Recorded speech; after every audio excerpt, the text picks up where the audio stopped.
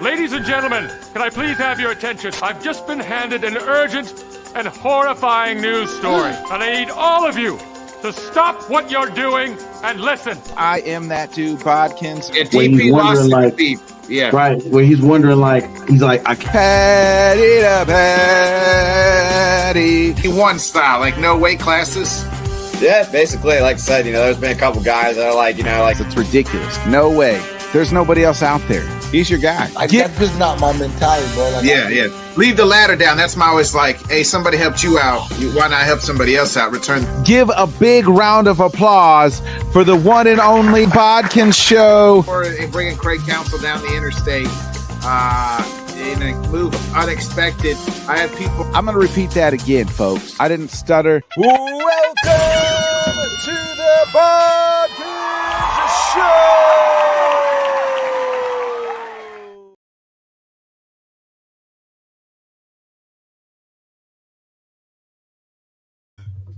Good afternoon, everybody. Welcome to another great episode of the Bodkins Show. I am your host, of course, Bodkins, baby.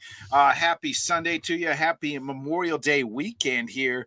Hopefully everybody's enjoying it. Nice little 3-day weekend. I've actually been off work since Wednesday, so I've enjoyed it even longer. I've been busy, though. A lot of kids stuff, a lot of working, a lot of this, a lot of that. Man, got a lot to get into. The Knicks were up 3 games, so it's series over. We already said that kind of after the Cavs didn't win game 1. Spurs, Thunder, we could be, man, it's wild to think that we're like 1 win, be 3 away from that series being 3-0, but here we are. The Spurs got to have it tonight. Can't wait to sit down and watch that. My Cubs absolutely fucking stink right now. They're going to lose tonight, and then it'll be like 7 in a row. So, we went from having 2 10-game winning streaks to losing 7 in a row to being, it's still early in the season. It's only May, but we're hitting the June soon real early, and I don't like to see that. A lot of other stuff to get into, but these Sundays we like to sit down. We like to have a special guest join us, another content creator, talk about their NFL season.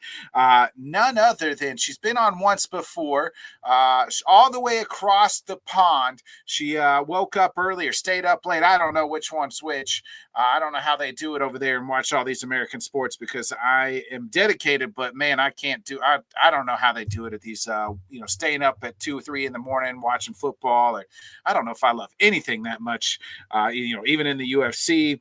Speaking of the UFC, real quick, in boxing, before I just my train of thought process here, I wanted to get this off my chest. Boxing in its crooked ways, and we'll talk more about it on Wednesday. Rico Van Hooven, I did not watch the fight entirely, but I've got enough, and I was talking to Bobby Blunts about it. Rico was winning that fight, and then they stopped the fight after the bell rang in the 11th, and Rico, two judges had it pretty much even. There was a 10-8 round that last round, so he probably would have had to knock out Usyk just to fucking win, but corrupt judging and refereeing and boxing, they weren't going to let Rico win, unfortunately for Rico. And he should have won yesterday, or they should not. They definitely 100,001% should not have stopped that fight. Way early stoppage. He was on his feet. We've seen way worse, let people go. We saw Tyson Fury just laid out counting stars, and he was able to continue multiple times. So, nonetheless, back to my guest. Sorry. But I don't know. She stays up. She watches all things Atlanta Falcons. You can catch her on TikTok and everything else. Give it up for tonight's guest, Mrs. Ballers, Meg. Hey. Meg, thanks for joining us. Thanks for, I don't know, you waking up early or you staying up late? I don't know what the plan is there. It's only 10 p.m. here, so it's still quite early for me, to be fair. All right, not too bad then. Yeah, I moved up our time. I wanted to make sure you weren't staying up too late for me. I was like, I do it at this time. You're like, oh, that's 1 p.m. I'll 1 a.m. I'm like, no, you don't need to get up that early, stay up that late for me. But I appreciate you staying up and doing this today. It's been a pleasure. No, absolutely. Anytime, that. Anytime you drop me a message, I'm happy to jump on. Yeah, it's you know, Meg, it was kind of a wild season for the Atlanta Falcons. They were one game short of making the playoffs in that or NFC South. You know, it was kind of a three-headed race. The Saints came on late.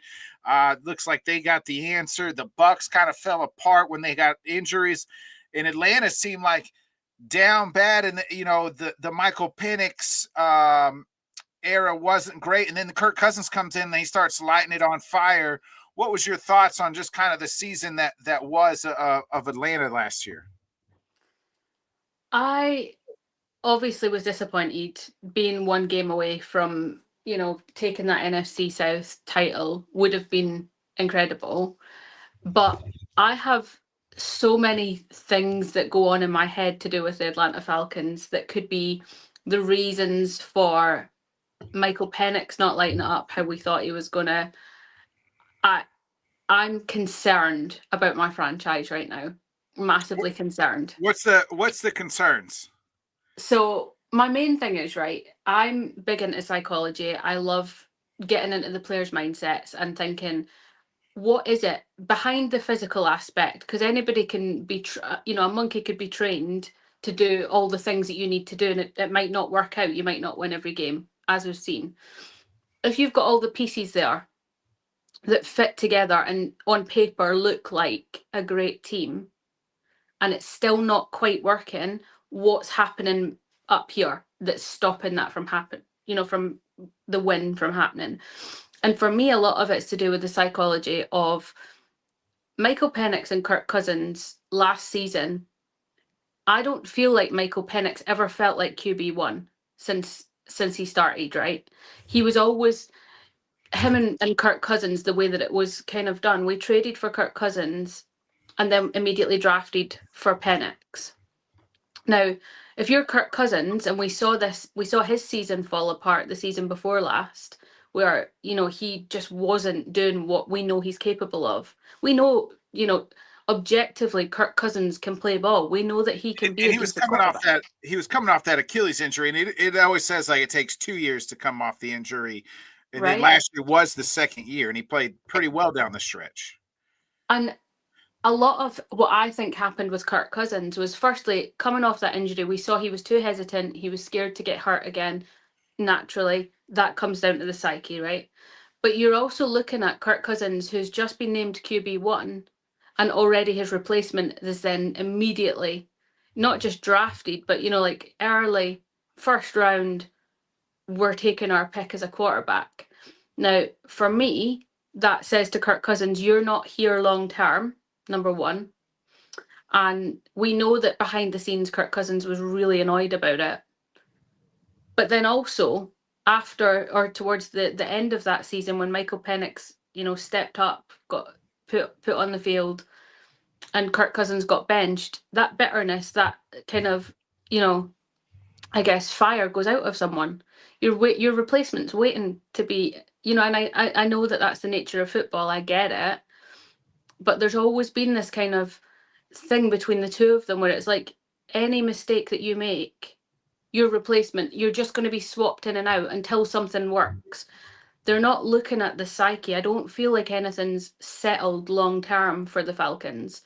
I feel like there's so much up in the air with the trades that we've made this season, this off season. Crazy business for me. I feel like obviously last season trading back into the first for James Pierce Jr., meaning that we had no first round pick this season, and they did nothing to get one during the first round. Not that I particularly loved the draft class, but I think the draft class this year was a little weaker, right? Like, you know, and James Pierce, to his credit, I think he had 10 plus sacks and was right up there as defensive rookie of the year, running in defense. Oh, yeah. But then he also had. Then I think he also had some off the field problems, correct? Mm-hmm. So I love James Pierce Jr. on the field. I think, you know, the man is a machine. Why did we not then, for example, just, you know, throw it out there, use our first round pick to take James Pierce Jr., leave Jalen Walker for someone else? Because realistically, how much has Jalen Walker done? Yeah, I love him. He's a bulldog. Of course, you know, he's one of my guys. And Jalen Walker was my first round pick. I wanted him as our choice. But seeing James Pierce Jr., I think a lot of the things that people didn't realise about him was that he was the biggest character concern of his draft class. And it was stated so many times on so many press outlets. Everybody said character concerns, character concerns, character concerns. And the Falcons swoop in and were like, you're not a great person, but it doesn't matter because you're great on the field. And now we're looking at potentially 2 seasons without him. It make sense, because much as, yes, the draft class was weaker this year, we lost so many key parts of our defense again that we could have been looking at about building the defense for this season realistically. Yeah, and you mentioned they were one game short of making the playoffs, of winning that AFC, or I say AFC, NFC South. You know, and then they fired the general manager, who made the dumb decision of giving Kirk Cousins the bag and then turn around and giving, drafting Michael Penix. And then they fired the coach as well. If they win that extra game, do you feel like those 2 guys still have a job? Look, I have made it no secret that Raheem Morris and I are not friends. I genuinely believe that I could do a better job than Raheem Morris at head coach position. I think he is a fantastic, phenomenal defensive coordinator. I think that's most people's take on him, is that he's a great DC, but can't coach be a head coach. Absolutely. And we saw time and time again, he was stood there smiling like a clown when we're losing, when we're winning. It didn't matter what was happening on the field. He's just smiling away like nothing's wrong. And ultimately, you've got to look at it and say, we messed up here. We didn't do the things that we needed to do. There was crazy decisions being made by Raheem Morris and his OCs last season that, I was looking at one of the games, and I say 2 of the biggest slept on players in the Falcons squad, Casey Washington, Kadarrell Hodge, right? I've followed Casey Washington all the way through his career, and I've always said, love this guy. He's an underdog. He's going to be something special if he's given the chance. I was watching what was happening, and I'm thinking, why am I looking at some guy like Sills the 4th or whatever the hell his name is on the field in place of receivers, running backs that I know are sat on our bench that could do a better job? Why are we looking at these, third-rate players coming on for snaps that they shouldn't? We didn't need to use them. They weren't necessary. And as a fan and as someone who, I would say, I know pretty much what I'm talking about when it comes to football, I'm watching it and I'm thinking, what is happening? Like, why are they making these decisions?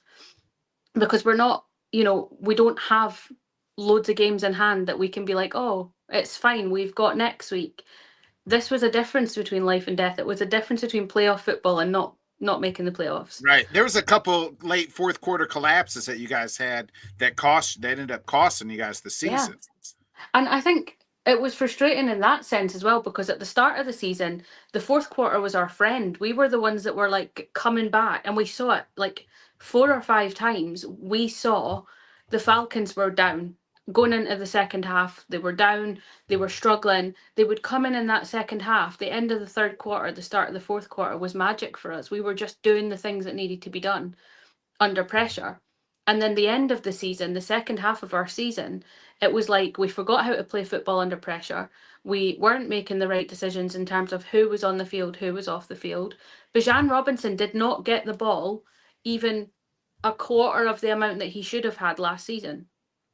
You're looking at, it's argued, right? I love Bijan. I would place him 1st or 2nd in running backs in the league right now. Yeah. I think most people Easily. would right now too. Yeah.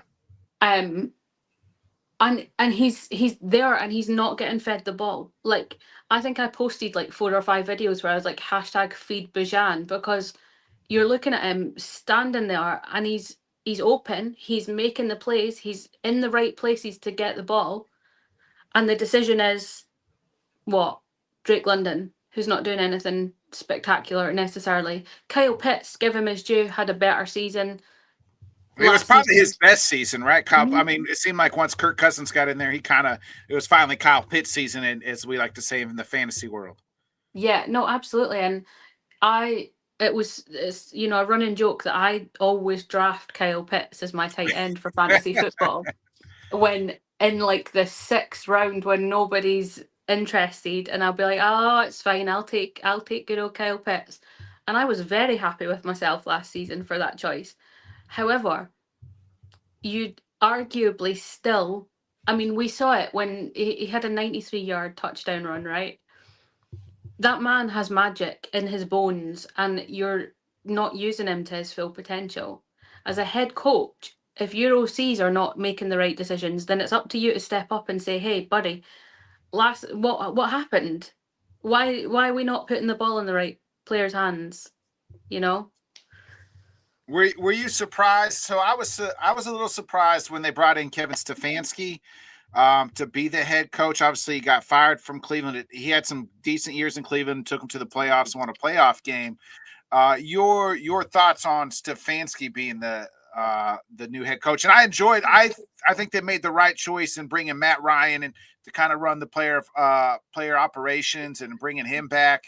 I think Matt Ryan's a very smart, football savvy person, so he kind of signed off on Stefanski. But your thoughts on Stefanski? I'm wearing my Matt Ryan jersey right now because I love the man.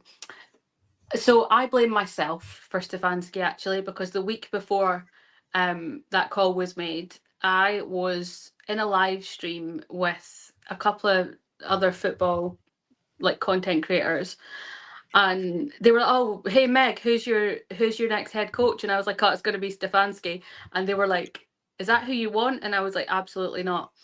And it was like a running joke. They were like, oh, that's it, you've jinxed it, you're getting Stefanski. And a week later, literally, the news broke. Now, I have a running joke, and I do apologise if you've got any Cleveland Browns fans listening. I highly doubt it because I don't think there's many of them in the world. But like, and this might come across shady, but those who can't like coach, those who can't play football, those who can't keep themselves out of jail, go to Cleveland, right? How bad does it have to be that they leave? They don't leave. They're sacked from Cleveland. Sacked from Cleveland. And then we pick them up. How bad does it gotta be that that's your option, right? Yeah. Now, don't get me wrong. I think Stefanski's got more about him than Raheem Morris. I do think he's Agreed. more prowess. He's got more of a presence, even in the press conferences that we've seen him do so far. But he's been held up by Matty Ice. Like, he has been held up by Matt Ryan. He's like in the press conference, Matt Ryan's like, hey buddy, you've not mentioned this yet. You should probably mention this. Oh, hey, you should say this. And I'm like, who's running the show here? Because at this point, just put Matt Ryan in as head coach. Make it make sense. Not that I'm saying that Matt Ryan would be a good head coach, because I don't think he would.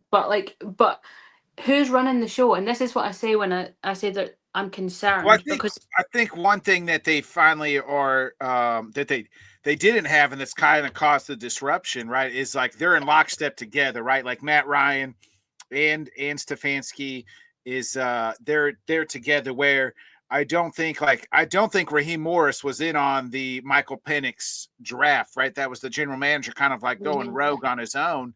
And if you don't have a general manager and a head coach, I know Ryan's not technically the general manager, but he's kind of like the top guy. But everybody's got to be on the same page. Like, hey, this is how we're going to do things. The best organizations are run. Everybody's on the same page from top to bottom. All the way down to the towel boy. You know what I mean? Like, everybody knows the plan, the program, and everything else. Like, that's why the New England Patriots were good for decades, because Bill Belichick, everybody was on the same program. And so if you have people who are not on the same plan, whether that plan works or not, but you got to be on the same plan. And I think at least you have that now. No, absolutely. And I'm glad that we've got that, at least for now. What concerns me is that I don't see any longevity at any position in the team. we know that obviously, I mean, Bijan has already said he's staying in Atlanta until, either his career ends or they're at the Super Bowl, which is great. We love Bijan, obviously. But you're But losing you're going to eventually have to pay him, though. You know what I mean? But we've got to pay him. We're still chasing our tail on Kirk Cousins' payment. Like, let's be honest. We are looking at losing other players. Like, yes, we franchise tagged Kyle Pitts, Right. but that doesn't make him, a safe option for us. That potentially just means he's going to go for a little bit more money than what we initially thought he would. There's already trade rumors going on around Kyle Pitts. There has been all off season. My concern is that, and whether people who don't follow the Falcons closely or not know this, Matt Ryan and Michael Vick have been in that quarterback room since Michael Penix was drafted. They were there at the OTAs. They were there for rookie mini camps. They were there for all of Penix's first season and second season. We already had that kind of support in terms of the skill support and the psyche support of the mentorship. Yeah. Yeah. And that wasn't enough, right? Now, for me, like you've said, stability is key here, right? You need to have everybody on the same page. You need to have everybody knowing what's happening. Right now, nothing feels like it's set in stone. We feel like we're going into a new head coach. Nobody knows what's happening at quarterback. Is it going to be Tua? Is it going to be Penix? And again, it's the same situation as he was in with Kirk Cousins. You've got a seasoned quarterback who's prone to injury. Both guys, Tua and Michael Penix, right? Penix is coming off, another knee surgery in college. He had, I think, both ACLs repaired, and then you bring in Tua, who's, obviously coming off a litany of concussions and injuries in Miami. It didn't end well there. Yep.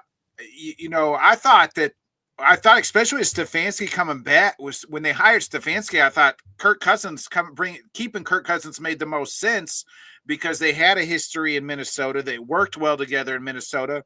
Kirk proved that, he's still got a little bit left in the tank, I thought. And, Atlanta, to me, from an outsider's perspective, they looked the best when he was under center. So were you surprised that Kirk was kind of, casted off for Michael Penix and Tua? I think there was big statements being made, whether it's necessarily what's best for the team or whether it's what the fans wanted to happen. I think is two different things. I think as a fan watching the games, before Michael Penix came on as, under center, as a fan, it was frustrating to watch Kirk Cousins because that he's got the skill, that he's got the ability, but you also know that he's holding back. You also know that realistically, if we took Kirk Cousins as QB1 with the defense that we had last season and put him consistently on the field, we might be having a different conversation right now. However, obviously the second half of the prior season, Penix comes in. He starts the season. They prove that actually he's not had great mentorship under Kirk Cousins. He's not had the experience yet of NFL football, right? He missed a lot of college football. He didn't clock a lot of hours due to injuries in comparison to some of the others. What concerns me is that, are we making statements to keep the fans happy, or are we actually doing what's right for the team? Because Atlanta fans notoriously are very loud in what we say, and we're very open and honest with our criticism. There's nobody more critical in Atlanta than the fans are, which is, true for a lot of franchises. But when you're in the Atlanta Falcons kind of circuit, and I've done a lot of work with, the Atlanta Falcons network and that kind of thing, and I hear it. I hear the frustration. I see what happens and the anger that builds up and the resentment towards Kirk Cousins, the resentment towards, Raheem Morris was kind of getting to be universal. It was kind of getting to be like a one voice type thing where it was like, get rid of Morris, get rid of Cousins, give Michael Penix a chance. They looked a lot better when Kurt was under center. Like I thought in bringing Stefanski in, I thought that was the answer. I get what you're saying. I do. And listen, when we drafted Kirk Cousins, I went and bought a Kirk Cousins jersey straight away, like immediately. I had high hopes for Kirk. I really, really did. I didn't have it so much the first year because, again, he was coming off the Achilles injury, right? But I thought last year he looked kind of, back to his older, kind of the Minnesota Cousins. See, I had high hopes from when we traded for him, mostly because I could see a future with him. I could see him being there for 3-4 seasons and bedding into the new system with Raheem Morris, making the team his own, kind of building that identity as a leader in the team. And then when the draft happened and that was kind of swiped away a little bit, I thought, this is not great for him. And I don't mind Kirk Cousins as a quarterback as long as he's not my quarterback, is what I'm saying. Send him to the Browns. I know that obviously he's not in Cleveland, but do you think Tua and Penix will be better than Cousins? Because I don't really know if that's the answer. I have high hopes for Michael Penix long term. I don't think it's great having Tua behind him, if I'm honest. I don't think it's great having Tua behind anyone. The man is a walking liability because, yes, Penix is injury prone due to the nature of his position and the way that football works. Tua's injury prone because he's his own stupidity a lot of the time. Like, let's face it, it's not the same equivalent. Like, Tua's picking up concussions because he's sliding into stupid situations that he should never be doing, and time again he's told, you need to stop doing that because you're getting hurt and you're going to probably be brain dead soon, and he still does it. And whereas I feel like Michael Penix, yes, he is injury prone, I understand it, but I don't feel like he's as much to blame for his injuries, if that makes sense. Yeah, well, I mean, yeah, I see what you're saying, but both are very, you know what I mean? Like, especially with Penix, he's had multiple knee surgeries, and, like, that's not something that's going to go away. I just don't know. Like, to me, he just hasn't looked great on the field either. Like, they have, you know what I mean? But he hasn't even played 16 total games. So I think, that's also what we have to say, like, right? Like, he could become a Sam Darnold, like, where he develops a little bit later. You just got to give him more time. And he could be, that guy. Like, he, again, he hasn't even played a total of 16 NFL games. So it's, you just hope that he can stay healthy and consistent. And to me, Atlanta's problem has kind of been in they've drafted like all the like the outside, right? Like they've kind of Drake London, Pitts, Penix, but like the offensive line isn't kind of in question. I feel like, and the defense is slowly coming together. It seems like they're drafting there. So I've got I keep this notebook where I just write down all my Atlanta thoughts. So for me, the things that I think are missing going into next season, right? We need a number 2 wide receiver opposite Drake London. Yeah, right? Agreed. That's been a struggle. We do need that. Yeah. We need a right tackle to replace Caleb McGarry because that's not been addressed either. We need a reliable inside linebacker. And we need to have that depth at the edge position because we thought we had it. And last season, we massively improved our defense. That's one thing that much as I'm hypercritical, I watch the defense and I'm seeing promise. I'm seeing things happening and I'm like, yes. But then we need, like I just said, we need to replace Caleb McGarry. We need to be looking at the depth of that defense. And like you've said, they'll take the showpieces. They'll take a quarterback. They'll take a wide receiver. But they're not putting depth at the line. Right. And for me, you mentioned the second wide receiver. I feel like they had something a little bit in Darnell Mooney for a little while, and then That was like a year, and then he's gone, and they've just been kind of, looking for this other wideout opposite of Drake London. Earlier you mentioned some of the trades you weren't fans of the offseason. What trades did they make that you felt like are off-season moves that you didn't, we kind of talked about Tua, but other off-season moves that you didn't agree with? Obviously, I'm gutted about Darnell Mooney because I was a massive fan of Darnell Mooney. I loved the guy. I think his first year at Atlanta, he led the league in catches for like the first 8 games. Yeah. He put numbers up, but also he was just a really good teammate, if that makes sense. Like, he made things happen for people around him. Yeah. And so I would say that's my biggest heartbreak of the off season, probably. I think. Okay. Did they brought in, obviously Tyler Allgeier's gone, and they brought in Brian Robinson. Oh God, Tyler Allgeier! I forgot about the Allgeier trade. Yes, that's the other one to the Cardinals, right? Yeah. That in itself depresses me so much because a bit like, I forget. I always make this joke, but I promise you, if somebody said to me, name all 32 NFL teams, I would name 31, and every single time I'd forget Arizona. Every single time. They're so irrelevant. Like, in my headspace, nothing good happens in Arizona.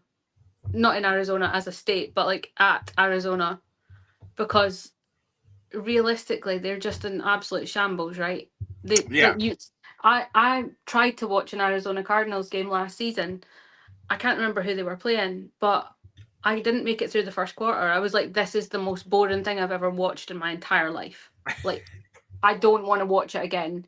I usually have 4 games on at a time, split the screen, and then I'll have one on my computer and one on my tablet. Like, I've got it all going on.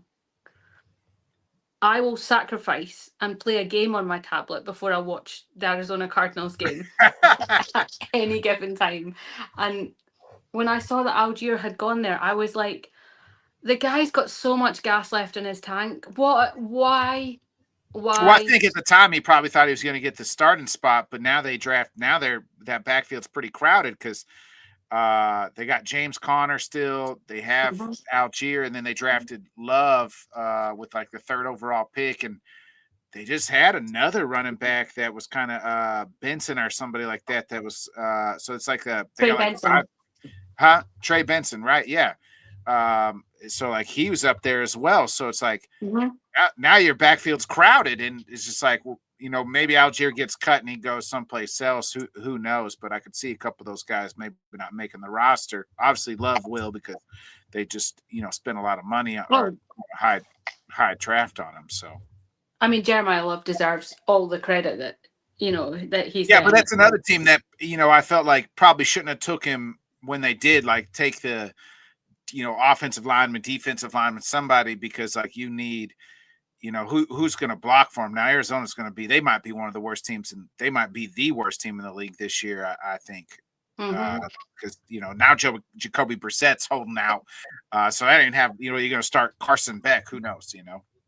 Yeah, the Browns are still in the league. Remember, it's and the Raiders. Let's be honest, are not necessarily going to be making miracles happen. Fernando, fair enough, but like I think they'll be improved. Yeah, improved, but anything's an improvement on three wins last season, right? Yeah. I think, and I talk. So since the last time we spoke, I now have the UK's only NFL radio show. Is all mine. Nice. And one of the things that I've been teaching my UK audiences when I go through my little segments of, because look, we don't have the same NFL following over here. Right. So I do these little like educational segments, and I talk about different positions, and I talk about, we've done a deep dive into each division and that kind of thing. One of the things that I talk about frequently, as in every week, is how important having an O-line is. Yeah. And I'm like, you can have the best quarterback in the world, right? with all the best skills, with all the best pieces around him to make things happen, if your O-line is non-existent or it's terrible, realistically, that quarterback's only as good as his O-line. Yeah. Oh, 100%. You got to protect him. I mean, and then we've seen guys' careers end, like Andrew Luck, comes to mind. Like they just could never protect him, and he got beat up and just, unfortunately kind of retired early. Well, the season before last, Drake May's first season, when they said he was coming on, I was so concerned for him. I was genuinely, I was like, well, oh my God. look at the Super Bowl, right? Like, I mean, Campbell was just out on an island, and he just, Seattle made him a whipping boy, and they were able to get to May and win that game, pretty easily because they just had no offensive line to protect him. Yep. And it just shows how important it is. It's crazy, and people don't ever. I feel like O linemen never get the recognition that they deserve. Like they just don't. And I always say, like, if your quarterback is even half decent, they still need that O line to protect them. Otherwise, what are they going to do? Realistically. I know it's super early. It's May 24th, so it's super early. But what's the expectations for Atlanta this year? Is it like win the division? Because the division's kind of wide open. I think Tampa Bay might take a step back. Obviously, Mike Evans is gone. I think the Saints with Tyler Shuck in that group could be really good this year. Kellen Moore had them guys playing really well in New Orleans last year at the end, and then you guys are right there, and then the Panthers made the playoffs last year, so and they've made some changes as well. So kind of what's your expectations for Atlanta going into this season? Look, before last season I said don't sleep on the Panthers. Don't sleep on them, because they are the team to watch in the NFC South, and I still believe that to be the case. I can see us, and this pains me to say it because they're my team, right? It doesn't matter if we win or lose, they're my team. Yeah. I can see us getting maybe 5 to 6 wins next season. Wow. Okay. So you think like you guys are going to finish last? Last or joint last. I don't see the Saints doing amazing things. I think there's still a lot of pieces missing at the Saints for them to be, above us. I'm genuinely, I don't have massively high hopes for next season, and that's me being a realist. I would love to come on here, look, and say we can win this I division. expect the realism. Like I expect the realism though, because like that's like, hey, we're probably not going to be very good. You know what I mean? Like that's, you hope you're going to watch every game and hope that you fucking win, but chances are, you know how it is. It's like probably not going to win those games. And we've got not a bad schedule. In fairness, the one thing that goes in our favor is that we've got, I would argue, probably the 5th or 6th easiest schedule on paper. And the division's wide open, like you said. You know what I mean? Like, if you split the division, that's 3 wins right there. Or maybe sweep somebody or something. So like those the division, it's I think one of the most wide open divisions there is. Like I don't think I think Atlanta are Carolina finished 500 and they got in. Like that's it. So it's just like, hey, if we can finish 500 or a game above 500, we might be able to win our division. Yeah, and this is the thing. Look, everybody says, "Oh, the most competitive division, the NFC North," and that's because they're all good. We're all terrible. I know. We're all good. We're all terrible. Like, yeah, it's like complete opposite ends of the spectrum, but it's still like a probably equally difficult division to win when all 4 teams are really good as to when all 4 teams are really, because it's just who's just not being as bad this season as they were, right. As their opponents. And I think Tampa Bay are going to be in a state of shock going into this season. I genuinely, I love Baker. I think props to him. He's a dog. He's a dog. He's amazing. And I love watching him play. I really do. Like, I always say first and foremost, I'm a football fan, right? And they were good until he got hurt, and then he played through the injury, and then they just kind of fell short at times. So they were good, but they also had injuries elsewhere. Mike Evans was injured. Yep. The other guy, can't remember his name. Ibuka got hurt. Like he was Ibuka, hot. He was yeah. hot and then got hurt. So like, yeah, they There had a was lot so of many injuries. Yeah. like injuries that affected that. And then what they've done in the off season is they've traded some of those hurt players. So it makes no sense because the things that were making them good are now gone. Not just on injury, but like gone. Yeah. And so, I mean, they've not made. I don't think Tampa have made very smart off-season moves either. I will say. Yeah, Carolina got rid of Rico Dotto. I thought he was their best offensive player. You know what I mean? Like, yeah. So it'll be interesting. The South. Meg, I always like to ask, what's your like best moment of being an Atlanta Falcons fan? Oof. Like See, the it's one tough. thing, like where you're like, oh, I love, like, this is why I watch this team. Like, this was the best moment.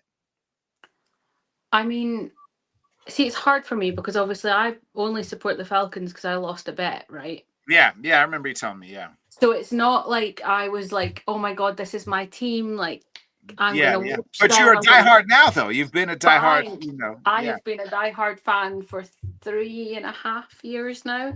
Right. So still in my infancy as an NFL fan. However, you haven't quite yet. You haven't had the success like as much the last 3. I mean, we've not had a great couple of seasons since I started following them, I'll be honest, right? But the 93-yard touchdown run by Bijan was incredible. It was one of those moments where I was literally I think I was live on TikTok at the time and I was screaming. When I say I was screaming, I was like full blown out my seat. Like, this guy is the dog. Like, he is insane. I said, yeah, probably. Was that was last year, like last season, right? Mm-hmm. Like near the end. Yeah. Yeah, I remember because I was going against Bijan in fantasy football, and that was the championship game. So, well, yeah. Yeah.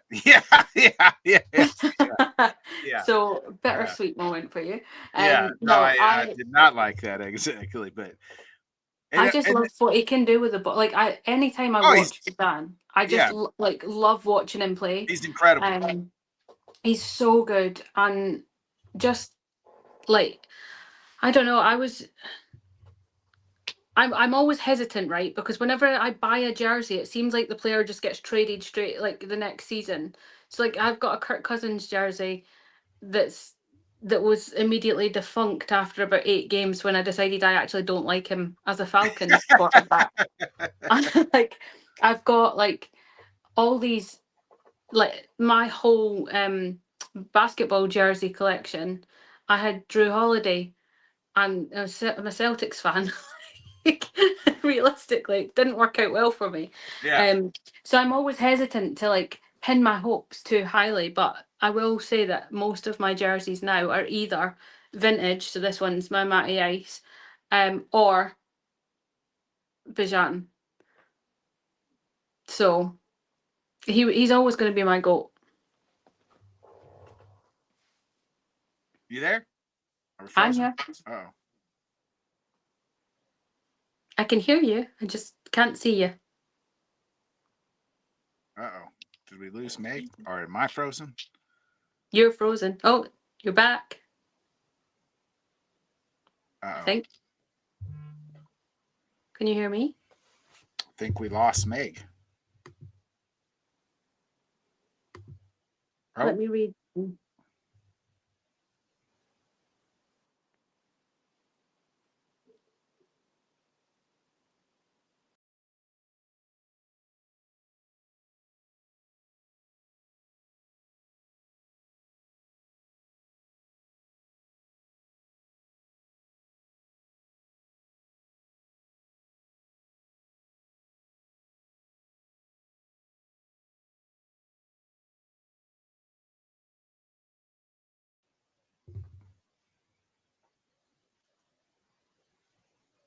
Oh, I don't know what happened there. I got kicked out of the whole studio. You just froze, and then it was like Yeah, it kicked me I out. could I hear kicked me you. out. Yeah, it's all good. Hey, we're live, so it's all good. Hey, it happens. Show It happens. business. Yeah, it happens. Oh, so I forgot what we were talking about. So I was going to ask you. You mentioned the big run. That was the big feat. What's on the flip side? The loss that kind of. I always say losses are more defining as a fan than wins, like because you remember the heartbreak more than the victories a lot of times. What's the biggest in your 3.5 years here as a Falcons fan? Your biggest heartbreak? I think losing to the Saints in Atlanta was heartbreaking because obviously it's the biggest rivals, right? But equally, there was so many times in the last 2 seasons where we've been so close to winning and then we've let it go that it's hard to pinpoint one specific loss. I'll be honest, because it's so frustrating to watch. Like people who aren't Atlanta fans probably like have their own experiences with their teams where they get so frustrated, right? But the last 2.5 seasons that I've watched and been a proper Falcons fan has been the most frustrating thing to watch.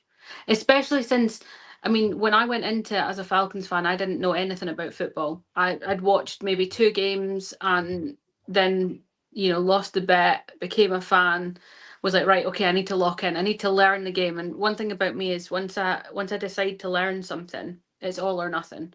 I need to know every single minute detail. I want to see what they're doing in training. I want to know what drills are running. I want to know what the playbook says. I want to know the names of the plays that we're running.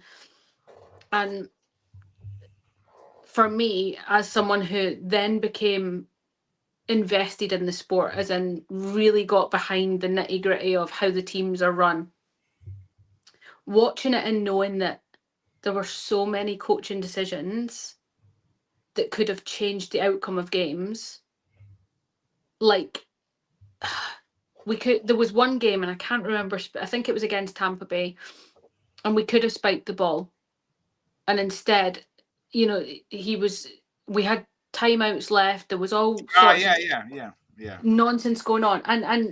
And he just, Raheem Morris has stood there like. Was that Raheem or was that there was a game, a similar guy, Arthur Smith had, I think that might have been Arthur Smith did a similar situation. No, so Raheem Morris was our head coach for my first full season as a fan. Okay. Yeah, Arthur Smith who was the previous coach, had a very similar situation where he didn't use some timeouts he probably should have. Yeah, I mean, I'm talking like I said, it doesn't stick out that particular to me. I feel like a loss is a loss regardless. Yeah. I'm more interested. There's heartbreaking losses, right? Like I've had some heartbreaking losses that I'll never forget. One for me as a Packers fan, like I'll never forget. A lot of it's just because I'm involved with my friends, so like those members, like listen, watching it with them. This past this year wasn't the Bears playoff game was pretty heartbreaking this past year, but like the one I remember it was the Fail Mary game we had. There was I don't know if you're familiar when we had like replacement refs, right? And then Seattle throws a deep ball, and one ref's doing this, and they called a touchdown. Seattle wins, and then there was a NFC Championship game. Green Bay is up huge again against Seattle. Seattle comes back and wins that one. That one kind of sucked because we should have won that and went to the Aaron Rodgers should have went to a second Super Bowl. Seattle wins. Seattle actually goes and wins the Super Bowl. I think that was the that they lost the Super Bowl. That was that's when Butler intercepted at the 1 yard line game. So but yeah, that's kind of those. I think my most heartbreaking loss, and I wasn't a fan for this, and I've never watched it back because I don't want to. 28-3, right? Mm-hmm.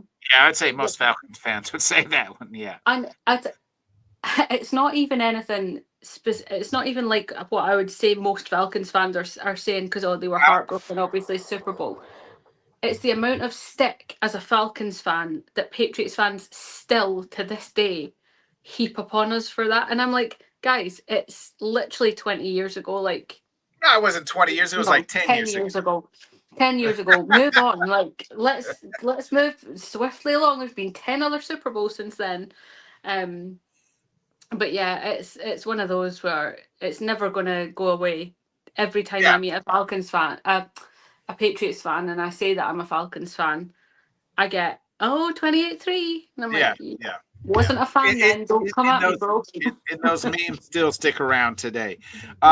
Meg, I have one. I do one segment on the show, really, and that's the Mount Rushmore segment. So you give me your top 4 Atlanta Falcon players, and then I'll give you mine. Obviously. Okay, should I start in first place or fourth place? Whatever place. I mean, there's not really Mount Rushmore. There's not. To me, it's just four. It's equal, right? Yeah. So I'm gonna start off with my boy Matt Ryan. Like he's got to be. Matt Ryan's got to be on there.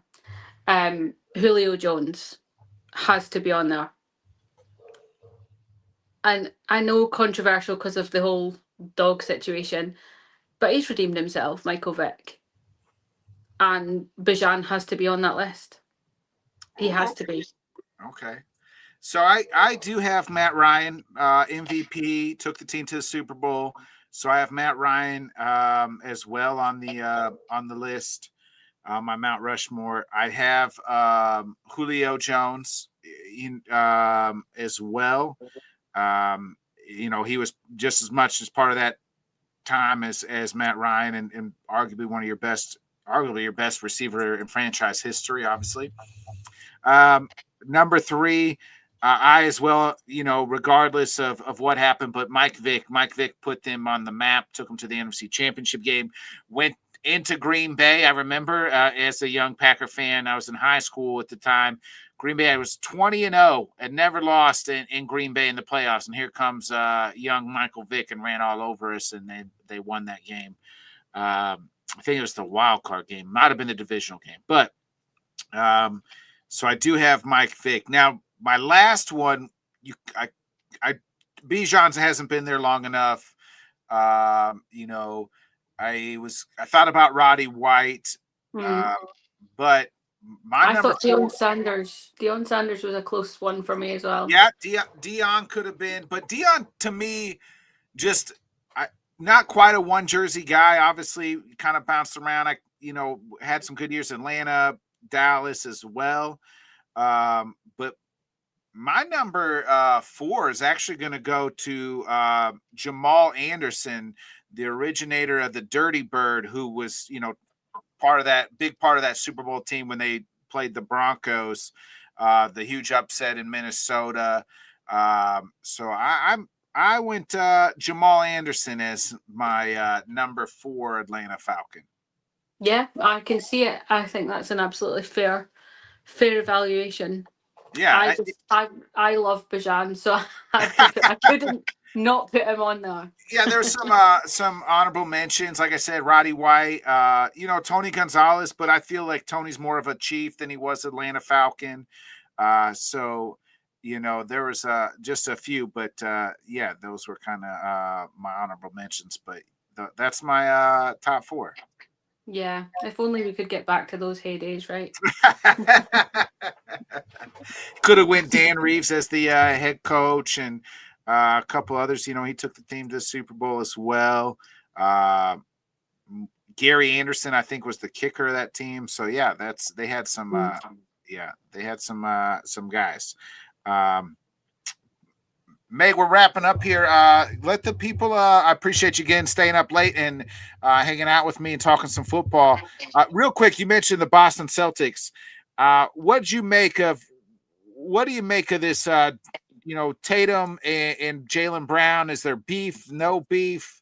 Obviously not getting out of the first round was a big thing, and then Jaylen Brown's kind of been on some different platforms, kind of saying some things. Never a dig at Tatum, but just said this was his best year of, his favorite year of his career. Guy, you won the NBA Finals just a few years ago. Like, you would think that's the best year, right? But your thoughts here on the controversy of Brown and Tatum and the Celtics this past year.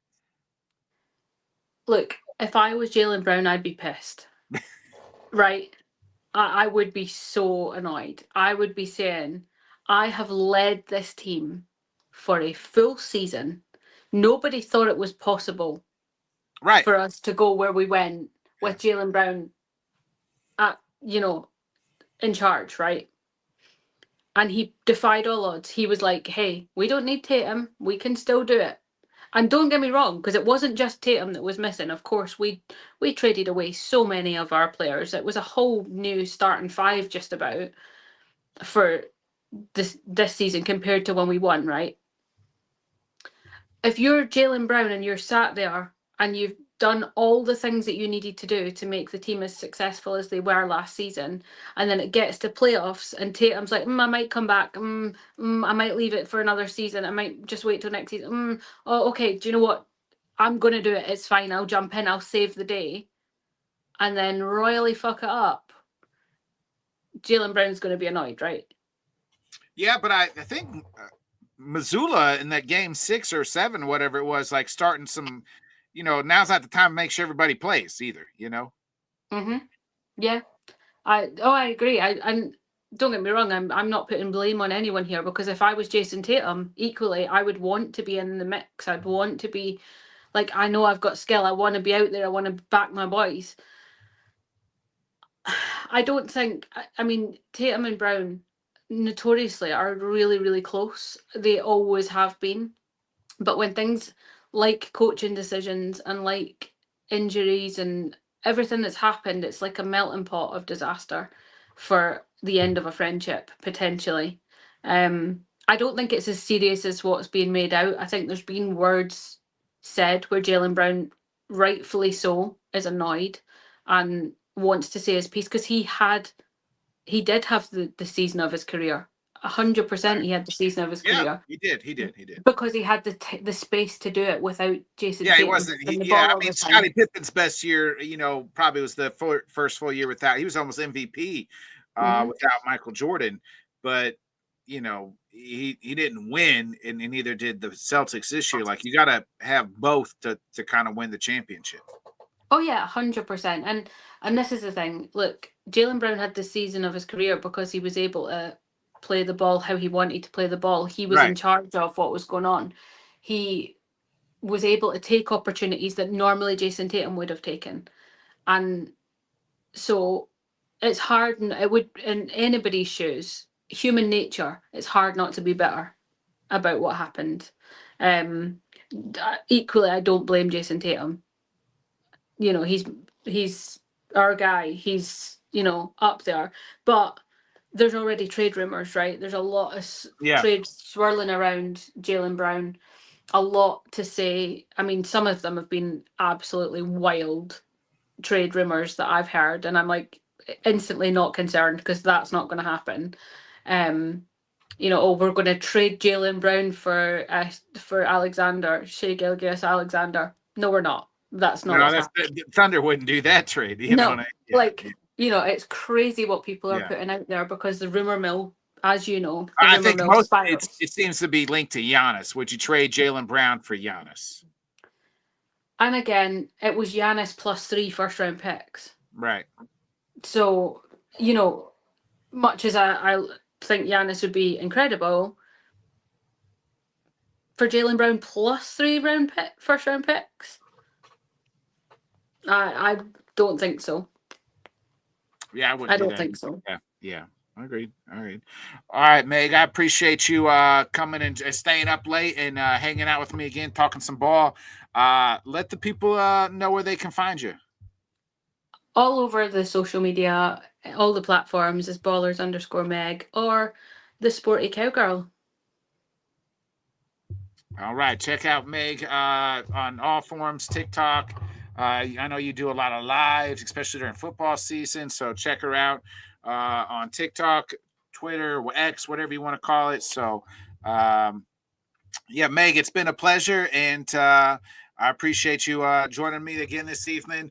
I'll be back, folks. Me and Bobby Blunts will be talking all that boxing mess and then some on Wednesday night, 8 o'clock Central, 9 Eastern, for a great episode of Head Kicks and Haymakers. Other than that, it's been another great episode. For Ballers Meg, I'm Bodkins. It's been another great episode of the Bodkins Show. Appreciate you. Like, subscribe, share, folks. Y'all know what to do. And we'll see you. I'll see you Wednesday night. Have a great week. Hopefully it's the best week of your life. Enjoy the holidays tomorrow, folks. See ya. Bye. Thanks so much for joining us, and until next time, let's talk sport, friends. Thanks for watching.